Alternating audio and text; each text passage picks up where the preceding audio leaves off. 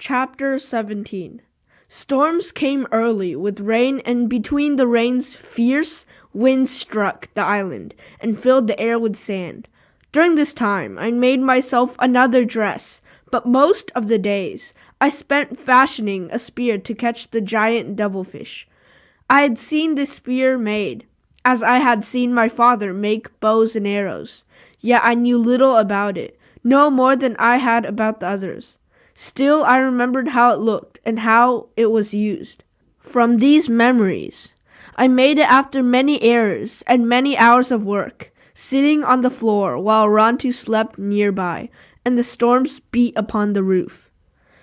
4 of the sea elephant teeth were left, and though I broke all except one, this I worked down to a head with a barbed point. Then I made a ring and fastened it to the end of the shaft, and into this ring fitted the head, which was tied to a long string made of braided sinew. When the spear was thrown and struck a devilfish, the head came loose from the shaft. The shaft floated on the water, but the pointed barb was held by the string, which was tied to your wrist. This spear was especially good because it could be thrown from a distance. On the first day of spring, I went down to Coral Cove with my new spear. I knew it was spring because that morning at dawn the sky was filled with flocks of darting birds. They were small and black, and came only at this time of year. They came out of the south and stayed for 2 suns, hunting food in the ravines, and then flew off in one great flight toward the north. Rontu did not go with me to the beach, because I had let him out of the fence, and he had not returned.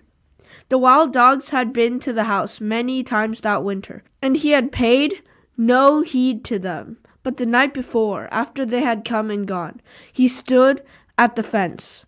He stood and whined and walked up and down. It worried me to see him act so strangely, and when he refused to eat, I finally let him out. Now I pushed the canoe into the water and drifted toward the reef where the devilfish lived.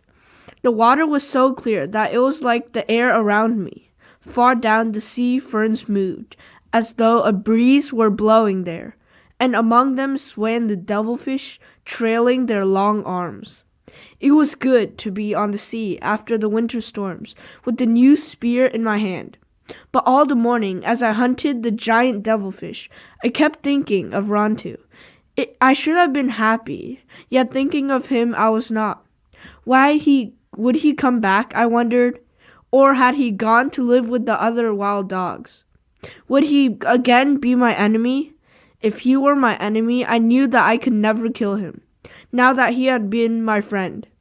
When the sun was high, I hid the canoe in the cave we had found, for once more it was the time the Aleuts might return, and with the 2 small bass I speared, though not the giant devilfish, I went up to the cliff. I had planned to make a trail from the cave to my house, but had decided that it could be seen from a ship and by anyone standing on the headland. The climb was steep. As I reached the top, I paused for breath. The morning was quiet, except for the noise of the little birds flying from bush to bush, and the cries of the gulls who did not like these strangers. Then I heard the sound of the dogs fighting. The sound came from far off, perhaps from the ravine, and taking my bows and arrows, I hurried in that direction. I went down the path, which led to the spring. There were tracks of the wild dogs around the spring, and among them I saw the large ones of Rontu. The tracks led away through a ravine, which winds to the sea. I heard again the distant sound of fighting. I went slowly through the ravine because of my bows and arrows. At last I came to the place where it opens to a meadow, right at the edge of a low cliff sea. Sometimes in the summers, a long time ago, my people had lived there. They gathered shellfish on the rocks and ate them here, leaving the shells, which after many summers had formed a mound. Over this grass had grown, and a thick-leaved plant called napin. On this mound, among the grasses and the plants, stood Rontu. He stood facing me, with his back to the sea cliff. In front of him, in a half circle, were the wild dogs. At first, I thought that the pack had driven him. there against the cliff and were getting ready to attack him. But as soon as I saw that 2 dogs stood out from the rest of the pack, between it and Rontu, and that their muzzles were wet with blood. One of these dogs was the leader, who had taken Rontu's place when he had come to live with me. The other one, which was spotted, I had never seen. The battle was between Rontu and these 2 dogs. The rest were there to fall upon whichever was beaten. So great the noise made by the pack. They had not heard me as I came through the bush, nor did they see me now as I stood on the edge of the meadow. They sat on their haunches and barked, with their eyes fixed on the others. But I was sure that Rontu knew I was somewhere near, for he raised his head and smelled the air. The 2 dogs were trotting back and forth along the foot of the mound, watching Rontu.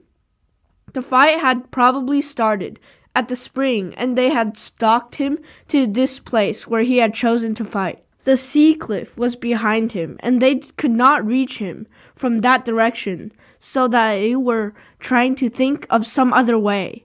It would have been easier if one could have attacked him from the back and one from the front. Rontu did not move from where he stood on the top of the mound. Now and again, he lowered his head to lick a wound on his leg, but whenever he did, he kept his eyes on the 2 other dogs trotting up and down. I could have shot them, for they were within reach of my bow, or driven off the pack. Yet I stood in the bush and watched. This was battle between them and Rontu. If I stopped it, they would surely fight again, perhaps at some other place less favorable to him. Rontu again licked his wound, and this time he did not watch the 2 dogs moving slowly past the mound. I thought it was a lure, and so it proved to be, for suddenly they ran toward him.